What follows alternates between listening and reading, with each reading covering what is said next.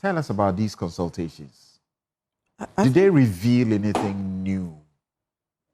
I think, first of all, we should commend ourselves as a country that we have actually made time to discuss our... And for those of you watching, we are going to be showing you some of these pictures. This is a consultation, I think, with Chairman Sabonsu and his team. And then you see several others with President Kufuor, other very important, significant persons. And then the zonal ones across the country, 10 of them, you see members. And some of you will see yourselves because you were there. I was there, but I'm not in any of the pictures. Oh, we'll dig up yours. So we have to commend ourselves as a country that we have made time, this is the third one, to have conversations around our constitution. Is it working for us? What can we change? What can we do better? And we're not doing this in a time of crisis. Most countries have constitutional conversations, reform proposals out of crisis. Like Kenya had to do. Yes, war, civic crisis, uprising, failed elections, whatever. Ghana, we've done amazing that all the time we've had these conversations, which are really critical, it is during a time of peace. And so it is very authentic and people feel free to speak their mind about the Constitution. We also have to remember that this is about democratic legitimacy. The Constitution is the lived experiences of us as a people. And how are we ever going to have discussions about reforming the Constitution and not involve everyone as much as possible? I think it's really important for the legitimacy and to understand the lived experience of people.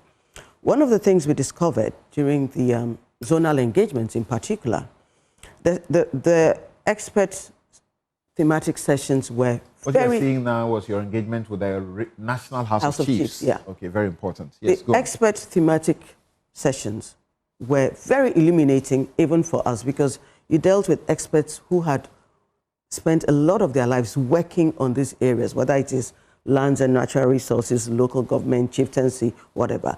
So you could actually talk to them about what the challenges were, stool lands. So we got a very good understanding of the issues and the way forward. But the zonal engagements were mind-blowing. Because you see, if you go to Takrady, the issues that they are going to raise there are very different from the issues in Bolgatanga or Siani. These are the lived experiences of the people. Right. And yes, we Constitutions are supposed to embody our aspirations. Exactly. Okay. So whether it is the Brodia Hima who is telling you about her challenges in the market, yes, it is a problem that should be addressed by the local government, not by the Constitution.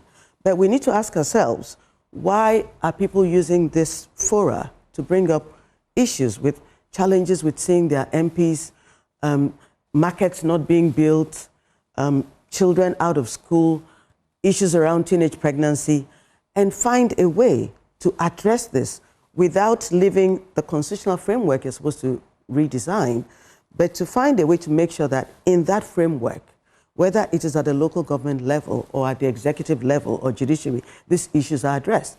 I have been a lawyer for 31 years. I was shocked to find out that members of the lower bench are not part of the judiciary and are treated so differently. If we did not have these engagements and open the doors for people to bring submissions, come and speak, and we had people who practically became 9th members of the commission. Yes. Honorable Ayiko. Yes, and it was beautiful for us to have... The day I appeared, there was somebody who said that... The One Ghana movement that's people. Who he had become, right.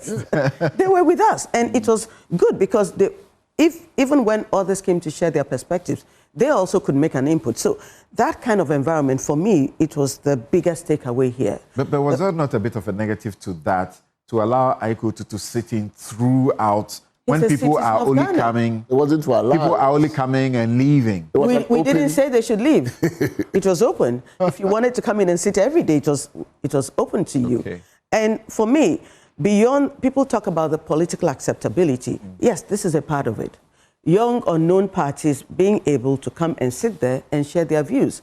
They may not get all the things they wanted in their submissions, but I think that the opportunity to be heard, to express your views as a citizen of Ghana, market woman, we had students, we had We even had people come and speak as members of security services and say, I'm speaking as an individual. Right. We had chiefs, we had queen mothers. I think that, for me, was the most important aspect of this. And for me, it hits head on the nail on the what? Which one is it? Right. About democratic legitimacy and the fact that people must be involved in this process. Otherwise, it's meaningless for me. And as the pictures are, rolling, I'm seeing very lively encounters. Your encounter with the judiciary, I saw Justice Eric Che Bafor in a very active, you can tell, very animated fashion. I wanted to add to that the very interesting distinction that Charlotte draws between the zonal engagements and the what she called the experts. Right? So these are the Accra engagements that we had with, as she described, those who have engaged the Constitution as experts, as public officials, as leaders, president, and the like. And then stepping outside of Accra to engage the people in the community. One interesting observation we made was, and it's not to say, they each brought different values and attributes to the process, right? So the Accra engagements, as Charlotte has mentioned, really expanded our knowledge of the workings of the system from people in the inside who have worked it. So they would tell you meet them as a whole, or you met minority. Because I see the pictures, you with the minority. We met majority separately. We met the speaker separately. That's President Kufuor there. Yes, right. Yes, it was a very good engagement. Absolutely great engagement, right? And then when you step outside of Accra, you see people are freed of. They don't see them. They see themselves in the Constitution as either victims or beneficiaries. They are not power players in the game, right? So I thought that they were freer to express their frustration with the system. I'm looking at your engagement with Dr. Baumia in his office. In his office, absolutely. So what would be the capacity at which you go to him? Would you do the same thing for all other parties? No, so wait. We had to engage former presidents, so that left former us with vice president. I get it. President Akufo-Addo and President Kufuor.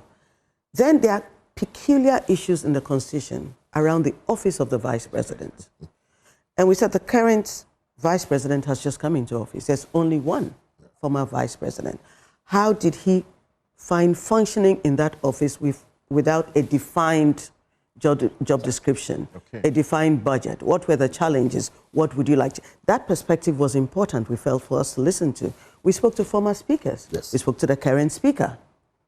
So we tried to make it as broad as possible. So you did what has been done, except the milieu has changed. Like you said, a lot of things have happened since the Fiajo report. Yes. And a couple other things have happened since the Clara Berry report. Right. Maybe not so much Clara's.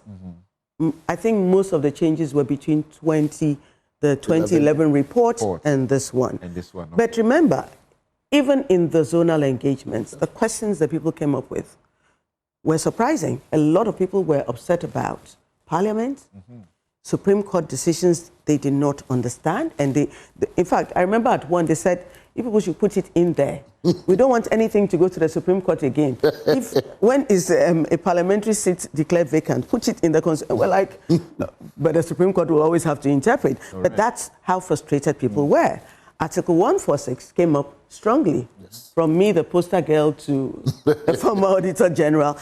And then, of course, we're dealing with CJ Tokonu's issue at the time. Article 146, popular now, removal very of popular. People were, heads of independent constitutional bodies. People were very unhappy about how that had played out, rightly or wrongly. But these perceptions have to be managed as much as it's not just the law has. For that, you have a lived experience, the most unfortunate one.